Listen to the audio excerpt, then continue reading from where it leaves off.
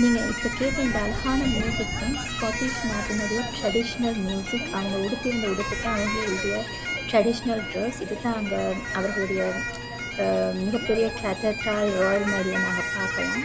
Royal மைல்லேருந்து நேரா நடந்து போன மாரி இருந்தா, இதான் கசூர் பார்க்கலாம். அதுக்கு ரொம்ப ரொம்ப ஃபேமஸ். இங்க இருக்கிற இந்த அவுல்ஸ் வந்து ராயல் மைல்ல பார்க்கக்கூடிய இன்னொரு டூரிஸ்ட் அட்ராக்ஷன் என்னன்னு பார்த்தா இந்த அவுல்ஸோட நாங்க ஃபோட்டோஸ் எடுக்கலாம். அவுல்ஸ கையில வச்சு ஃபோட்டோஸ் எடுக்கலாம். அப்படி சொல்லி இங்க நெறைய டூரிஸ்ட் வந்து அத என்ஜாய் பண்ணுவாங்க. ரோயல் மைல் வந்து ஒரு 1.6 மைல்ஸ் ஒரு நீளமான ஒரு நேர் பாதை. இவர் வந்து மாடர்ன் எக்கனாமிஸ்டினுடைய தந்தைன்னு அழைக்கப்படுற ஆடம் ஸ்மித். இவர் ஸ்காட்டிஷ் நாட்ட சேர்ந்தவரு. இவருக்கு ஒரு ஸ்டாச்சு வந்து ராயல் மைல்ல சென்ட்ரல்ல வச்சிருக்காங்க.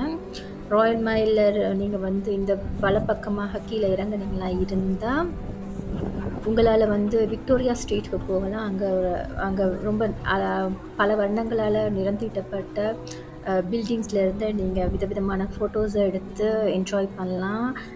எதம்பரா சிட்டியினுடைய அழக வந்து ரசிக்கலாம். இங்க நெறையா வந்து பில்டிங்ஸ் தான் பெரும்பாலும் காணப்படுது.